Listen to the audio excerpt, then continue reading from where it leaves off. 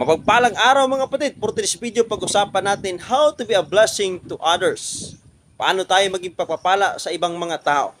Tandaan natin mga kapatid, God save us to be a blessing. Nawa ang buhay natin in this 2024 maging blessing sa ibang mga tao. So ang tanong, paano nga ba ako maging blessing sa ibang mga tao?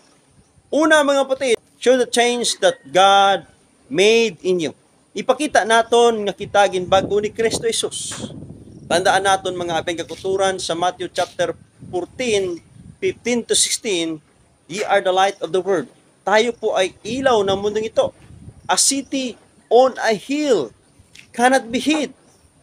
In verse 15, neither do men light a lamp and put into the vessel, but on the stand, and it shineth unto all that are in the house.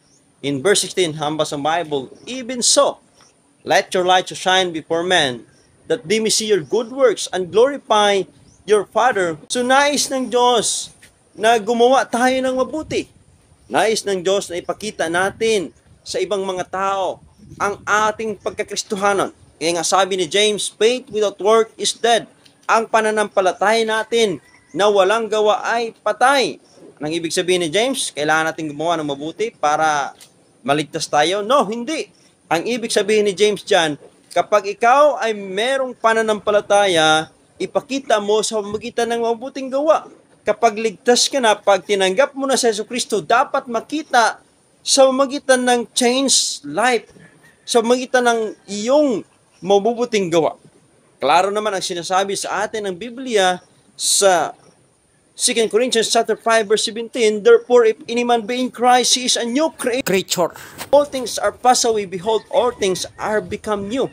Ang sino mang taong nakipag-isa na kay Kristo Jesus, isa ng bagong nilalang. Ang dating pagkatao ay nawala na.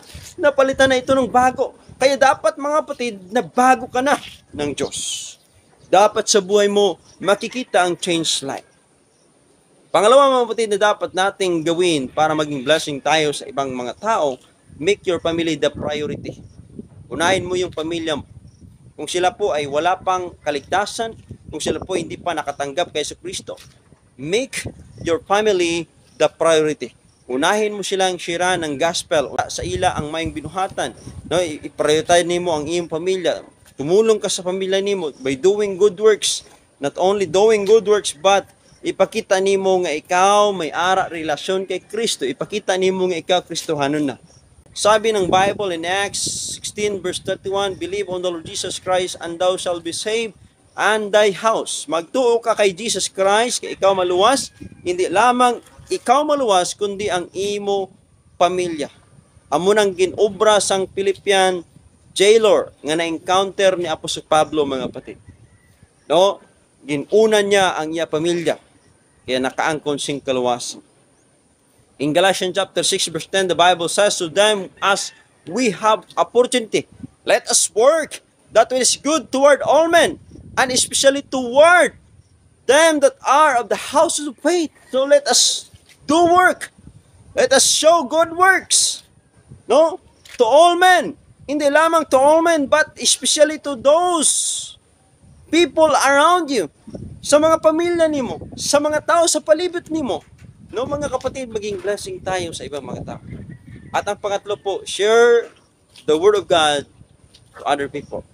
I-share naton ang pulong sa Diyos sa ibang yung mga tao. Ang kanta, kung naulawas ka, sugiri ang iban, agad sila maluwas man. Kung nakabatong ka na kay Jesus Christ, i-share si Kristo sa ibang mga tao para sila man maluwas man. Magkaangkon sing kaluwasan. Kag pang-apat mga kapatid, ipakita nimo ang kalipay sa pagsimba sa Diyos. Show enthusiasm while serving the Lord. Ipakita naton ang kalipay sa pag-alagad sa Diyos. Dapat kung kita nag-aalagad sa Diyos, ara ang kalipay, makita sa aton ang kalipay mga abay kakuturan. Sabi ng Bible, rejoice in the Lord always, and again I say rejoice. Dapat kita magalak sa pag-serve kay God. Dapat kita magkalipay sa pagsimba sa Ginoo. Philippians chapter 4 verse 3, the Bible says, yea, I beseech thee also, Troyokpuli, help those women for the labor within the gospel, with Clement also, and the rest of my fellow workers, whose name are in the book of life. In verse For rejoice in the Lord always, and again I say rejoice. In verse 5, let your forbearance be known unto all men. The Lord is at hand. So malapit nang bumalik ang ating Panginoon Kristo. That's why we need to do good works. Ipakita naton ang kalipay. Samtang nag-serve kita sa Ginoo, mga kapatid. Ipakita naton ang kalipay sa pag-alagad sa Diyos. Mamangkot mga kapatid, kamusta? Ang pagserbo bala kay God, kalipayan o kabugatan. Nalipay ka bala nga mag-serve kay God, mga kapatid. Katapusan, mga kapatid, keep up and don't quit. No, padayon kita kag hindi kita mag-quit. Inluwas kita sa Ginoo para magpadayon, hindi para mag-surrender, mga kapatid. Maging kagaya kita ng Panginoon Kristo. Be like the Lord Jesus Christ. He started and He also finished. Ginumpisahan ni Kristo Jesus kag gintapos niya. In Hebrews chapter 12 verse 1, klaro dira, mga kapatid, ang hambal sang atong Ginoo. Sabi ng Bible, wherefore, saying we also are compassed about with so great a cloud of witnesses, let us lay aside every weight and the sin which doth so easily beset us, and let us run with patience the race that is set before us. In verse 2, looking unto Jesus, the author, the finishers of our faith, who for the joy that set before Him endured the cross, despising the shame, and sat down at the right hand of the throne of God. So maging kagaya kitan sang atong Ginoong Hesukristo. Nga ginumpisahan niya, kag gintapos niya, mga kapatid.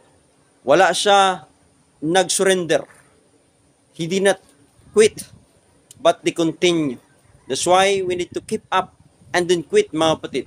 No, kung wala gintapos ni Kristo Jesus ang iya misyon sa pagpalangsa sa krus, wala kita sing kaluwasan. Pero we need to thank the Lord Jesus for His finished work in the cross of Calvary. That's why kita tanan, mga kapatid, may ara kabuhi nga walas tapusan. Yang sino mang tao nga maghinulsol sa iyang mga sala, kang magbaton kay Jesus Christ, maangkon ang eternal life nga gina-prepare ni Jesucristo para sa mga tao nga nagtuo kang nagbaton sa iyo. Kaya, mga kapatid, maging kagaya kita sa atong Ginoo. Kung may ara mga discouragements sa atong kabuhi, we need to looking unto Jesus, because Jesus Christ is the author and the finisher of our faith. Tulok lang kita kay Jesucristo, mga kapatid.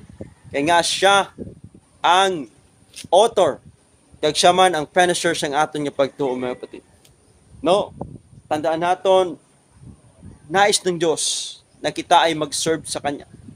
Nais ng Diyos, mga kapatid, na tayo po ay maging faithful hasta sa katapusan sang atong kabuhi. No? Kung mapatay ka, mahambal sang Diyos sa imo, mahambal Jesus Christ dito sa langit sa imo, well done, good and faithful servant. Hindi lang kita maging kagaya sang atong Ginoong Kristo, but also we need to be like Apostle Paul. In 2 Timothy chapter 4 verse 6, 7 to 8, klaro dira ang hambal ni Apostle Pablo.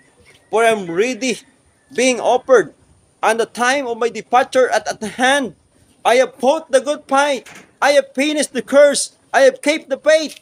Henceforth there is laid up for me of a crown of righteousness, which the Lord, the righteous judge, shall give to me at that day, and not to me only, but also to all of them that are love His appearing.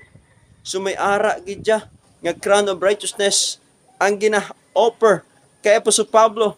Kaya hindi lamang ginaaman kay Apostol Pablo ang crown of righteousness, but sa tanan nga tao nga nagtuo kay Jesus Christ, sa tanan nga tao nga nagahigugma sa pagbalik ni Kristo Jesus, mga kapatid. So are you excited to the coming of our Savior Jesus Christ? Dapat maging kagaya kita ni Apostol Pablo, na ang imo kabuhi handa nimo nga i-offer kay God. Now my life is ready to offer. Diyos nagluwas sa imo to be a blessing to other people. So amo na ni mga kapatid ang 5 ka punto nga ato natun-an subong kung paano tayo maging blessing sa ibang mga tao. Salamat, mga kapatid, sa paglantaw. Nawa meron tayong natutunan sa vlog na ito. Lagi nating tandaan sa Diyos ang lahat ng kapurihan. Ingat kayo lagi. Mahal ko kayo sa Panginoon. Nawa ang buhay natin is 2024 maging pagpala sa ibang mga tao. Salamat po. God bless. To God be the glory.